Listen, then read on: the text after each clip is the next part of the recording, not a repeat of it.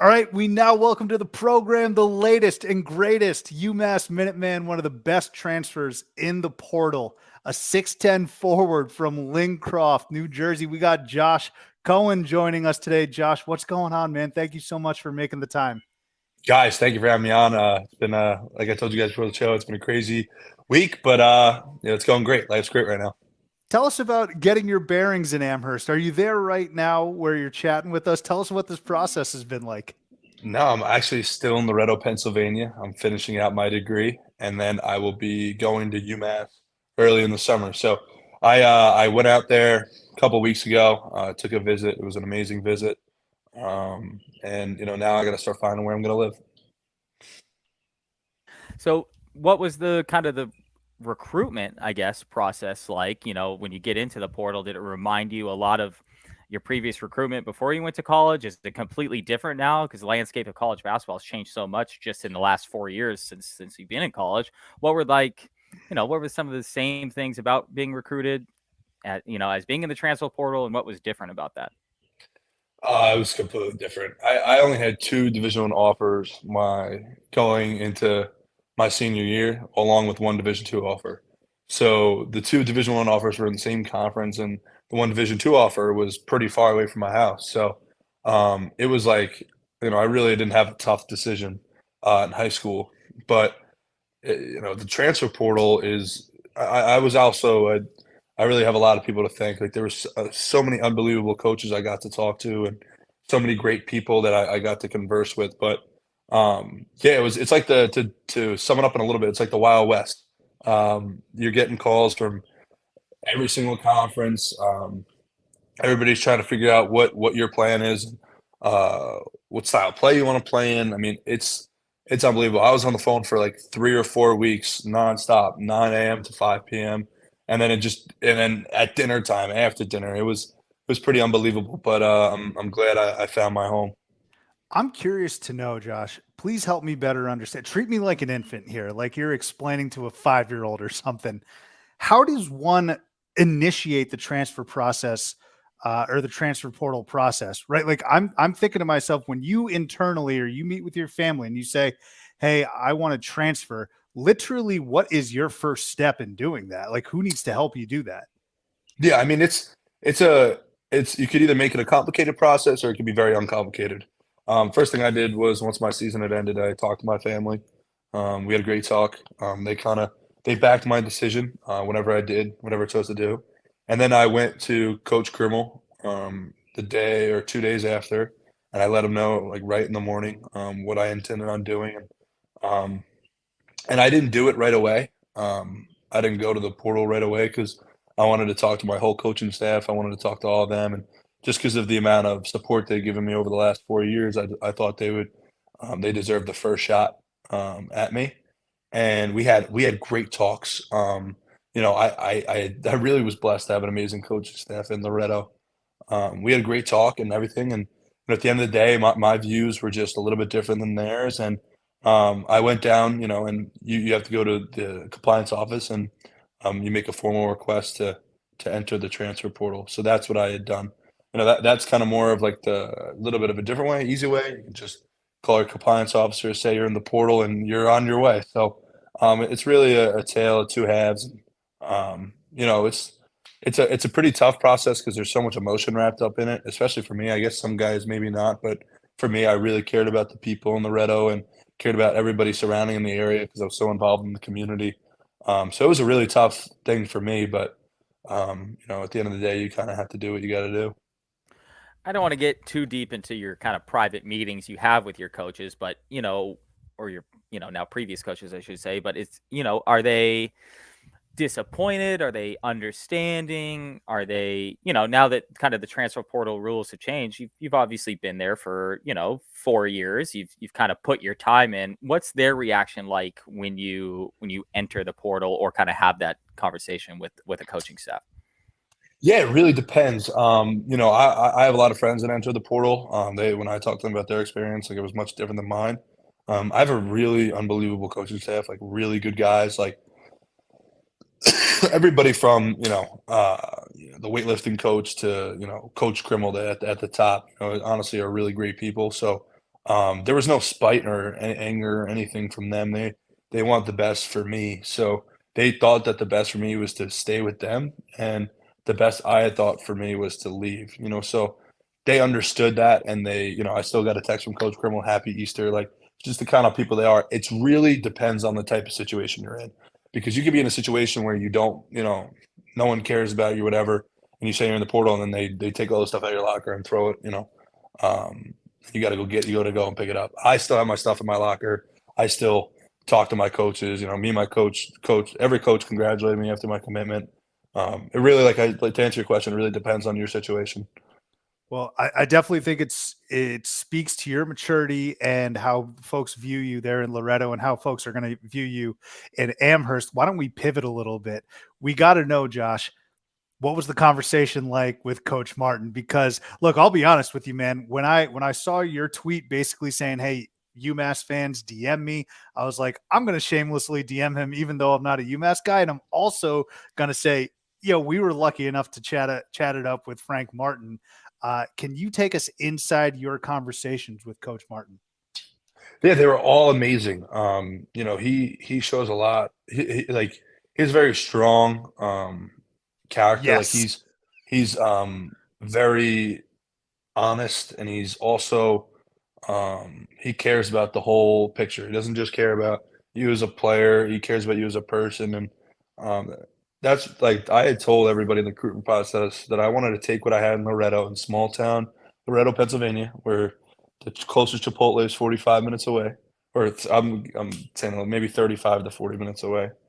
Um, I wanted to take what I had in Loretto of just that culture and like a literal love for the players and people around you to a higher level.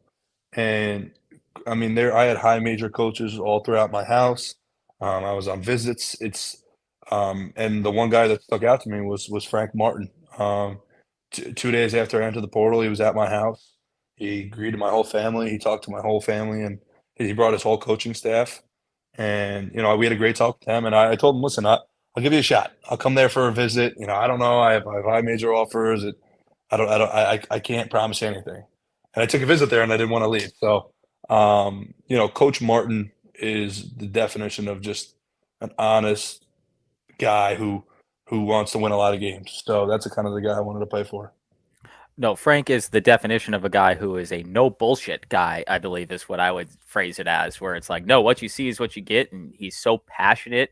It would be tough to turn that guy down if he was in your house to, and saying, no, man, I don't really want to roll with you, Frank. That would be tough. So, yeah, I understand that. So, what about Frank's, not only his personality, a leader of men, all that type of stuff, but on the court?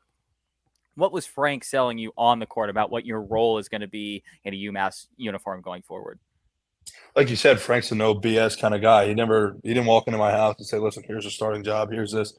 He said, listen, I'm going to give you an opportunity to play with a bunch of great guys and coaches. And, what you do, what I give you and what you do with it is up to you, and that's kind of like my person. I love that. Like, I don't want anything to be handed to anybody because I've never been handed anything in basketball. I've always had to work for it.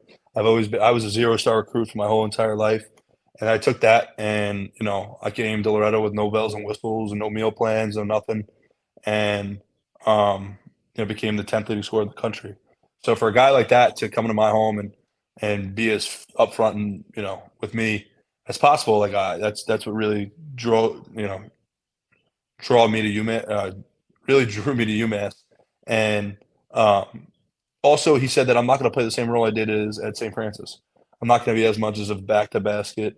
I'm going to be doing that, getting to that, getting my back to the basket and scoring off of that. But a lot more of my stuff is going to be facing the basket, playing next to guys like Wildens, and we just had a 7'4" guy commit, and Gianni and Matt Cross, like just being able to, and a bunch of other names. We have another freshman coming in.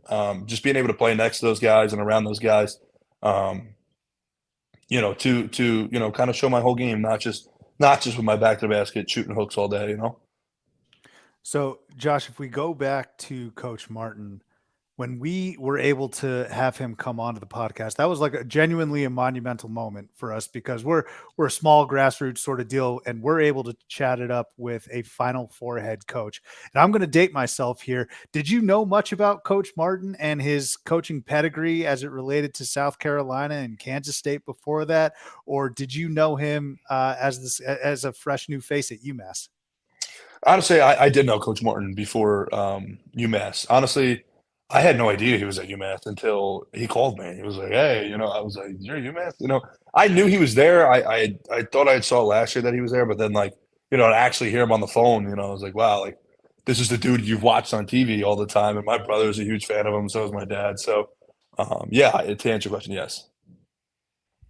So with, you referenced a couple other guys that are coming into UMass, especially some of the bigs, yourself included, that are coming into UMass. UMass really, that was one of the things that kind of lacked a little bit last year was some size.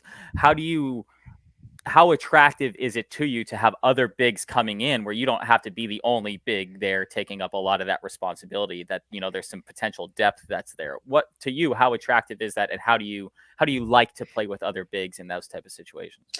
Yeah, depth kills. Having guys that you can play at and you can just plug in is amazing because as you see in the college basketball season, no guy can play 40 minutes a game for however many games to get to the national championship game and win it all. I mean, Adam Sanogo and Donovan Clingan, I mean, those two dudes really shared that role. I mean, obviously it was Sanogo, or I kind of don't really know how to pronounce his name, but Sonogo.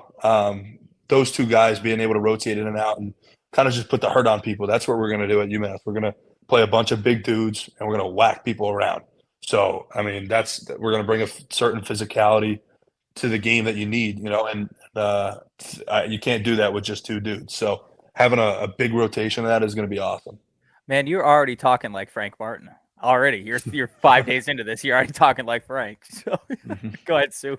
No, I love it. I love it. And you're actually talking like one of my buddies. I might clip that, Josh, if you don't mind. I'm going to clip that out, and UMass is going to love that. I want to go back a little bit to your personal journey, though.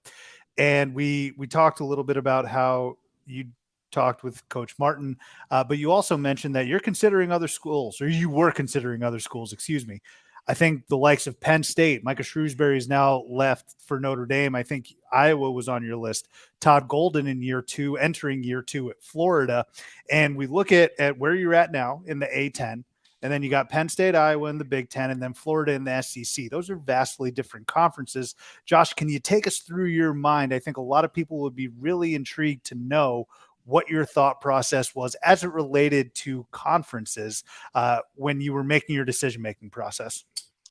That's a great question because I didn't even release all the schools that I was talking to. It was not even I wasn't really trying to get too much attention. I didn't want schools to know who else was recruiting me just so they would recruit me. If that makes any sense. I didn't want other people saying, "Oh, this guy's recruiting, so I got to recruit him." I wanted people to genuinely be interested, right? So I let out whatever a little bit to Joe Tipton. He leaked a little bit of what I was saying, but obviously I told him that's okay and stuff like that. But yeah, for me, honestly, it didn't really matter what conference the school was in. As you saw, what FAU did this year. I mean, they were obviously in a small conference and did some big things. So that allure of playing in the Big Ten and the SEC and the Pac-12 or anything, it didn't really, for me. It wasn't. I didn't look at it like that. I went from the standpoint, okay, what community, what coaching staff, what kind of people around are going to help me become the best player that I can. And, at the end of the day, that was UMass, University of Massachusetts for me. I was literally going to get on a plane to Iowa and go visit University of Iowa. And I called Coach Martin. I said, listen, man, I don't want to get on the plane. I want to commit to you. And he was like, what? It's he was so confused. I was like, no, I'm committing. He's like, you kidding? I'm like, no, I'm not kidding. So we had a great talk. But for me, yeah, it wasn't it wasn't about the conference. Just real quick, Taylor, before you jump in here, I selfishly wish you were able to just chat with Fran McCaffrey, because you might be the only person to have stories from Fran McCaffrey and Frank Martin, and it would have been unreal. I feel like those two guys have some stories to tell. What a combo. Yeah. Yeah. No, Coach McCaffrey is an amazing guy. Like he throughout the whole recruiting process, he also was another guy that was super upfront and honest with me the whole time. And I was glad I got to talk to him and stuff like that. But yeah, no, he seemed like he had some great stories. He's a really good dude. So if you pull back the, I don't want to say facade, but obviously we're doing an interview here, right? And we're trying to get our best foot forward to sell UMass basketball, sell you, all that type of stuff. That's great, right? But do you ever sit back and think to yourself, like, holy shit, I was a 0-star recruit that had 2 D1 offers, and I'm now the fucking player of the year in my conference. I'm getting a, calls, text, phone, all these coaches that I've watched my whole life. Personally, do you ever take a second to sit back and be like, wow, what a cool journey this has been, and look at what I have kind of made myself into? Do you ever allow yourself to kind of celebrate some of those successes? A little bit. For me, I'm very faithful. My Lord and Savior Jesus Christ. Like I'm very vocal about it. I try and be as quiet as possible about, all the stuff, awards and different things like that. But for me, honestly, the work really didn't stop. I went right from the end of my season. I didn't like the kind of shape I was in. Felt like I was overweight. And I thought that, for me, like I have done so many things that, I was obviously average 22 a game and did all the things, but I didn't look the part, so people were very quick to say that these were my weaknesses. This is what I don't do well. So I decided now, I've dropped like I think it's four. I'm down to 14 pounds in a month and a half. I cut like all fried food out of my diet. Cut a lot of things out of my diet, Good for you, man. and Good for you. That's awesome. thank you, thank you. And now I want to be able to look the part and play the part. So for me, I mean that I'm always like challenging myself. Like I won the most improved player last year, and I like so a bunch of my teams asked me like, "Oh, like what's your goals for next year?" I'm like, "Oh, I want to win player of the year. I'm going for that player of the year, an NEC ring, and going to the tournament." I was one game away from the NEC championship game, one game away from the tournament, obviously because FDU went. But I won the player of the year. So, but I mean, at the end of the day, I mean, yeah, there was a nice 2 days, but after that, I was right back to work. You see, this is the big difference between someone like you and someone like me. I'm drinking a beer, dropping the F bomb on this podcast, and you're actually working towards something. So yeah, all the props to you on that, man. Hey, there's two ways to skin a cat, right? It's two different ways, right? That's That's very what I kind of you to say, that's what my Josh. mom always says. So No, well, first and foremost, very impressive, but also reveal yourself a little. What have you had to cut out? What are some of Josh Cohen's favorite foods where he's kind of had to bite the bullet and say, damn, I want to have pain in the discipline as opposed to pain in the disappointment? yeah, no, for me, I mean, like just like I love ice cream. Just love ice cream, eating ice cream, watching movies. Like during the season, you can do that, but yeah, like all like fried food, like anything like chicken. Chicken parm. I haven't eaten a chicken parm in like a month. It's like crushing me. Um, just anything really, like from an Italian place, like a pizza, anything. Like I just have had to stay away from it. It's unreal, but I'm doing it. So Yeah, credit to you. And I got to say, UMass Amherst has some great pizza locations. So I I don't know, know, I know, maybe in the off season, just one or I two. know. We'll What were you see, saying, we'll Taylor? see. Yeah. So you're obviously working hard. You're doing everything that needs to be done to make yourself into the best player you can be. And I know you don't necessarily are looking for a single thing as it relates to your goals, right? But what are your goals for the coming year at UMass? Is it to win the conference? Is it to win the national championship? Is it to be a NBA draft pick? Do you set what are the type of goals you set individually and personally, and has that changed from St. Francis now to going to UMass? Yeah, the thing for me, like what everyone talks about, like the NBA, and that's their goal, and that's the dream. For me, like my dream's always been to play in March Madness. Like that for me is like the end all be all goal. And um, I could have entered the draft this year and got some workouts and worked out with 5, 6 teams just because of how many points I averaged and what I did. But honestly, I didn't want to waste my time doing that because my end goal is to get to the tournament. So I want to get on that ship at UMass, win an A10 championship, go to a tournament, win some games, and just bring it back to where it was. So for me, my one goal is to win the Atlantic 10. Like that's going to be when I walk in day one. That's my goal. Anything short of that's a failed season. That's awesome. Let me unpack that real briefly here, Josh. You said get it back to where it was. And earlier in this episode, like I said, I may have dated myself, but it sounds like you have the wherewithal, you have the knowledge of where UMass hoops was in the 90s and even before that. You got titans of the game like Marcus Camby, John Calipari, countless others. Even more recently, Chaz Williams, who led them to an NCAA tournament berth. I think their last NCAA tournament berth. Even a guy like Derek Kellogg, who's on a new coaching staff now. Congrats to him. Where do you end up going recently, Taylor? Do you know? Yeah, went to Creighton. Creighton. Thank you, Josh. But can you speak a little bit to your knowledge and your appreciation for UMass hoops history and what you're looking to build moving forward and how those two might meld together? Yeah, I really try and don't live in the past, right? Like that's my one thing. I never want to. That's what I try to do at St. Francis. Like, okay, there was a lot of past success, but what are we going to do right now? What can we do right now to win games, right? So you gotta kind of do one of two things. I feel like, right? So the first thing I did was I talked to some people that had played on that UMass team. One of them was this guy Carmella. I don't know if you guys see him on Twitter or anything like that. I think I'm pronouncing this right, but um, I talked to him and he talked about kind of the culture that they had built to get there, right? You got to talk to those people who did it and went there and won, right? What were some of the ways that you did it? Like how, like I can't speak on it because I've never done it. I've never been to an NCAA tournament, so I got to ask someone else. How did you do it, right? And then I got to do it my own way. The second thing with like talking about the past and people is you got to learn from past mistakes, right? You got to take what you did wrong last season, right? In UMass, and one of their things was injuries and all those other things. And so there's some uncontrollables, but there's some controllables. One of them is you got to be, the team's got to be together, and there's got to be some leadership. That's one thing I can bring to the table. I've been a leader for my team the last 2 years. I know what it takes. I'm going into that locker room day one, and I'm not a big talker when I get in like on once I cross the basketball lines, like a little bit, but a lot of it's going to be a lead by example. So, like you said, like bringing it back to prominence, bringing it back to where it was. Like there's some things that you can do to help build the culture now that had happened in the past.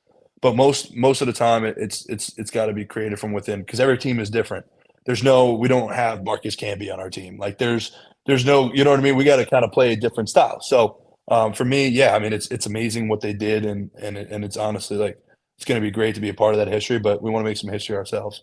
So, Josh, just real quick, it doesn't seem like you're bashful at all as a transfer, a new face, trying to take that leadership position because for some people coming into a new scenario or new environment, they might be a little apprehensive of taking that. Doesn't sound like that to me with you, Josh. No, not at all. Not at all. Not at all. I love that. That's what Awesome. that's what I'm being Yeah, that's no, what I I'm love it. being that's what I'm being brought in to do. So I'm going to do my job. So So speaking of that, then, so you committed, was it 5 days ago now, 6 days ago, something like that? yeah, I Or think yeah, tomorrow's a week. I think yeah, it was tomorrow's a something week. like that, right?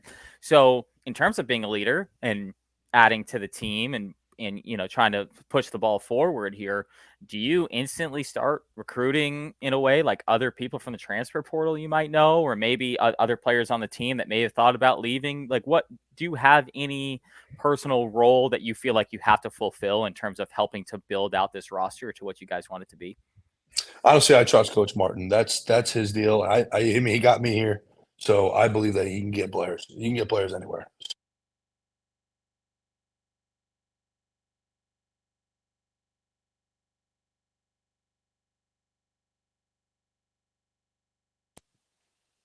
Did I lose you guys there for a second? Yeah, and I'll edit it. Don't worry about it, man. No. So yeah, no. For me, it's going to be I trust Coach Martin. He's going to do his thing. I got to worry about the players that are there. So whoever's there right now, obviously they know my phone's open, and all my lines of communication are going to be open to them until I get there. But yeah, I'm focused on the guys we got. I mean, Coach Martin's going to bring in some dudes, and we're going to go from there.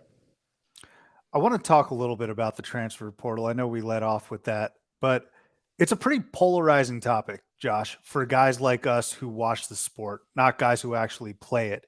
What is the one maybe misconception or thing that you want to seriously highlight to those that are heavily critiquing players in the transfer portal? Personally, both me and Taylor, you guys are autonomous for your own future. All right. Do whatever the hell you want. I don't think it's bad for the sport at all.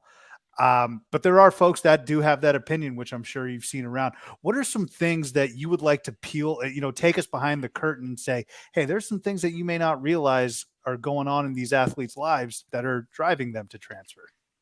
Well, I mean that's pretty much that's a pretty sensitive topic just because like you look at coaches, I mean they could jump around all they want. We got coaches leaving, our staff, and I wish Coach Kellogg the best. Like obviously he's doing better for himself. So and he has a family. So at the end of the day, he's got to do what's best for him and his family, right? So why is it not the same for players? You could like fan bases are all mad because their favorite players leave and stuff. Like, what did you do to keep them there? Were you there at every game? Were you supporting them?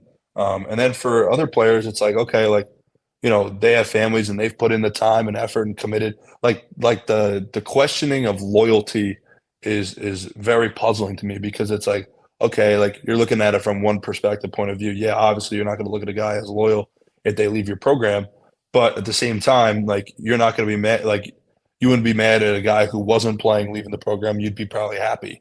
So it's a pretty weird scenario. I had to deal with a little bit in Loretto. Some people were really upset, but at the end of the day, like, I told them like it was some teammates and some people graduating with me. I'm like, well, you're graduating and going to another job. Like, I don't, you're not going to stay here for 5, 6 years. Like, are you? You want to stay here for 5, 6 years? Like, what? You're telling me the same thing. So what's going on with you? You know what I mean? So it was one of those things. But most of the people were very congratulatory. But yeah, the slander on the transfer portal is very puzzling to me, especially because you got to look at the age group of it. It's 18 to 22-year-olds, and sometimes there's some 23 and 24-year-olds transferring. But look at just 18 to 22-year-olds. I mean, those kids are making decisions to affect the rest of their lives. There's a lot on them too. I know these people are pretty upset at 18-year-olds. Some of them are kids. Like I know at 18 I didn't make the greatest decisions ever, and if I had 300 fans mad at me on social media, I would even be more upset about it. So it's a pretty tough topic. But at the end of the day, you just hope that fans support people no matter what. Taylor and I are in our early 30s, man, and I I cannot don't fathom. make such dumb decisions now. Yeah. Well, yeah, that's right. I mean, you feel like you got the adults in the room, and then you look around and you're like, "Damn, I'm the adult, and I'm still making poor decisions." But I mean, what I'm saying is, right? I don't understand how 30-year-olds, these fans, just get on these 18-year-old kids for making decisions that they think is in their best interest. It's maddening to me, truly. Yeah, it's tough, but at the end of the day, what are you gonna do? So I guess this isn't being devil's advocate. That's not exactly the way to put this. But do you think since the transfer portal is such a new thing, do you think that I don't have any perspective on it, obviously, because I've never been in it, not a college basketball player. But do you think that because it's a new thing that we're going to see more transfers in last year, this year, next year, kind of the newness of it is kind of notable? Do you think just from your perspective that there's always going to be this many transfers? I know that every situation is different, so I get that. But do you think there's anything that comes with kind of the newness of this opportunity for players that might push more people into it than we might see in like 5, 10, 15 years? Honestly, it's going to slow down a little bit because you got to think about all those players. I'm one of the players right now that have that extra free COVID year. So guys are flying around. They're graduating. They're flying around. So there's going to be a little bit of slowing down a little bit. It might be by 300-400 players, but at the end of the day, there's going to be a mass exodus of players because you got to think I could grad transfer. So I grad transferred, and I have an extra COVID year. So I have 2 years to play. I have 2 years to play at UMass. So a lot of my teammates or a lot of my friends, like they graduate, they transferred, and then they transferred again after that. So it's kind of crazy.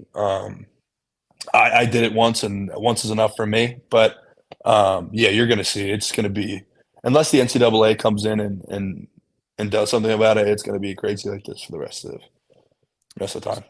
So, Josh, you've been talking about how much you've been grinding already in the offseason. Did you catch the NCAA tournament? Are you one of those guys that unplugs from college basketball and only worries about yourself, or did you catch some of the tournament?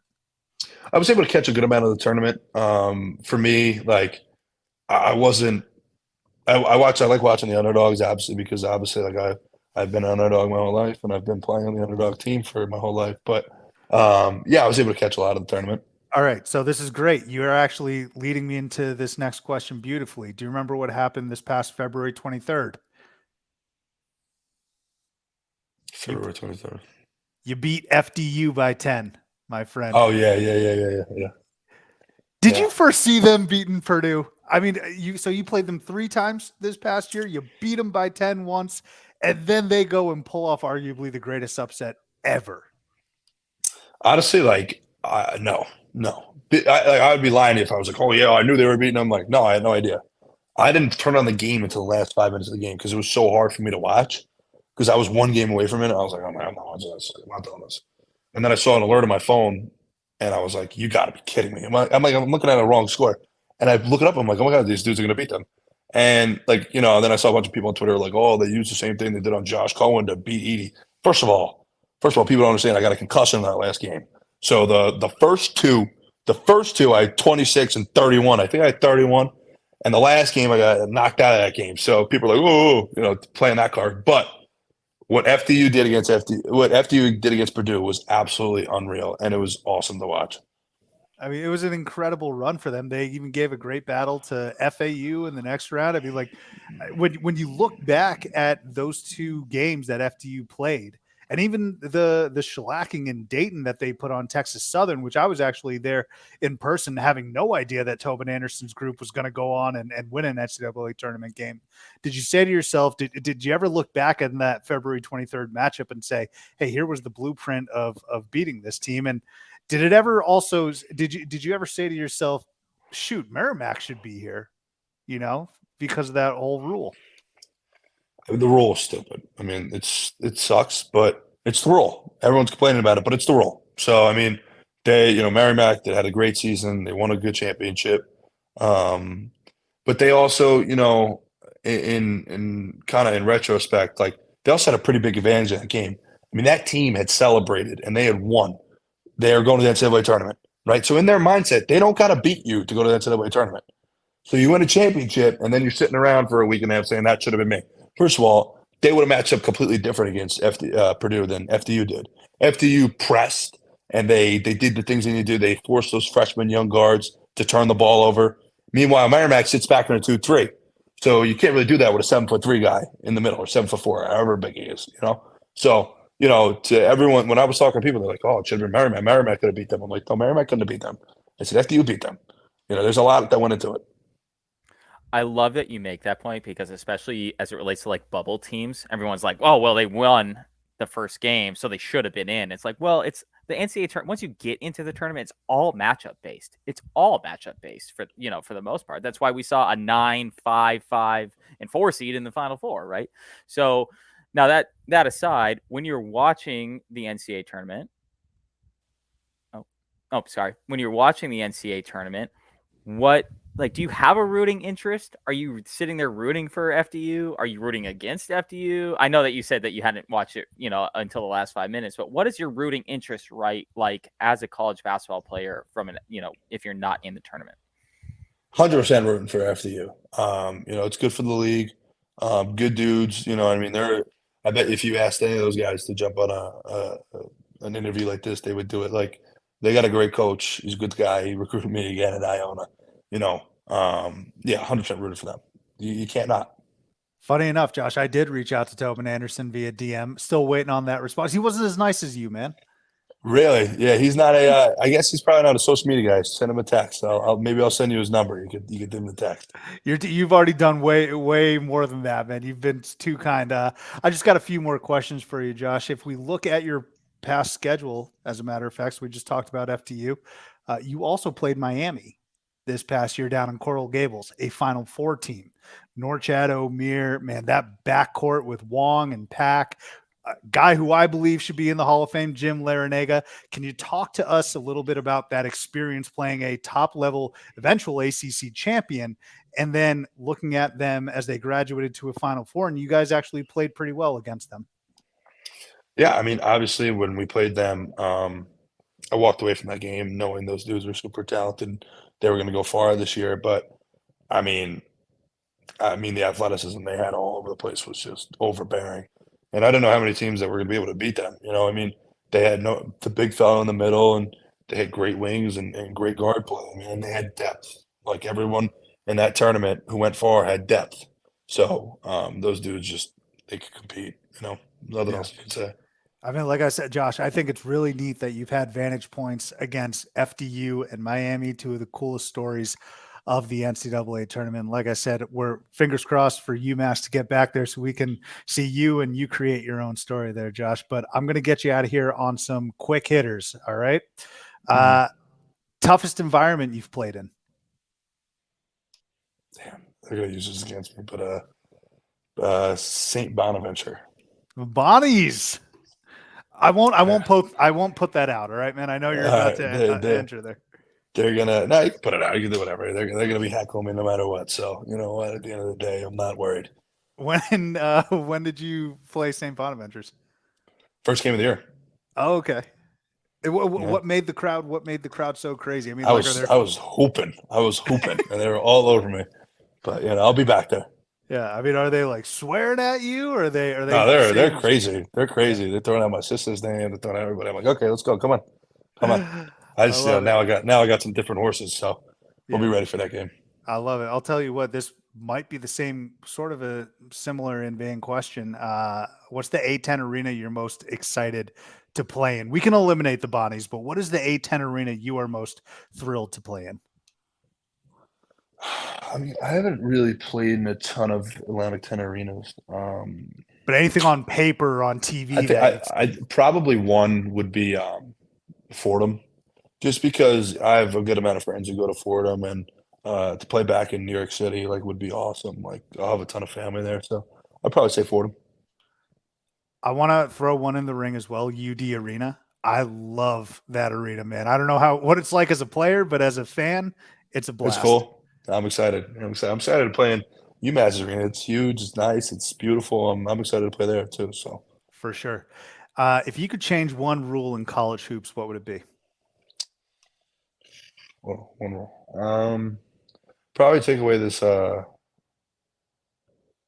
so much power in the refs whistle these days. It's crazy with the flops, and Brother, I don't would I know?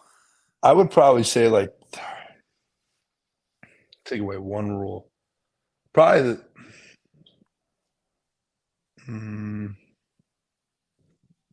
probably say the flopping rule, because like they take that flopping rule, they apply it to offense. Like if you're an offensive player, like I got that a lot. Guys are thinking I was flopping, but I was getting whacked. You know what I mean? You got to call something. You know, you can't just say, "Oh, I'm flopping."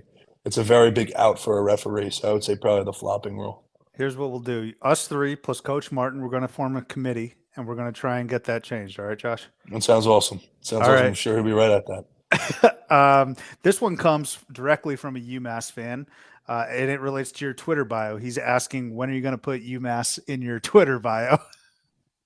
I'll do it right after this. I'll do it.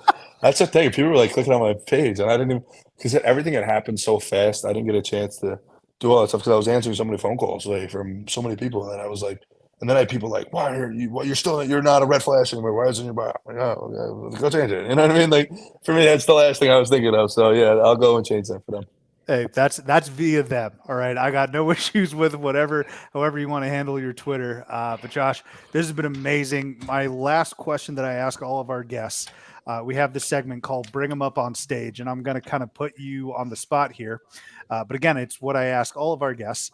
Who is someone that you think would enjoy coming on to Theater and College Hoops and sharing some stories like you? It can be another player, any coach, anyone in the media, anyone related to college basketball that you might think could enjoy coming on here and I can reach out to. Honestly, like you could reach out to any of my UMass teammates. I know, like Matt Cross. You know, I'm gonna put Matt Cross. I'm gonna put him on spot. I'm gonna put him on the spot. I'll put him on the spot. Or I could put, you know, I'll put someone better. Luke Ruggery. He was TikTok famous. He's still TikTok famous. He's an awesome kid. Had a really great experience. 2-year captain. He'd be a great guy to talk to. I love it. We'll call it the summer of spring or summer of UMass. Josh, like I said, I know you're busy, but this has been amazing. Best of luck to you at UMass. We are going to be watching you and rooting you on. Thank you for spending some time, man. Guys, thank you for having me on. Hopefully, you know, we could talk again, and you know, whenever you guys need any content, you let me know, and maybe we'll do this from the A10 championship room. I'll have my trophy right here, just like this. I got my neck cut like this, talking to you guys. We'll do one of those. Maybe it'll have to be 5 minutes or so. So we'll try and figure it out. Damn it, you stole my line. That's what I was going to ask, man. So yeah, good. I'm Let's glad do we're it. all on the same page, brother. Josh, Let's do it. Josh, I foresee some heavier hitters in media coming at you, but give us the first minute or two, all right? And then we'll hand you off to the real big guys, all right? I got you guys. No problem. You guys got the first minute. No problem. You were here first.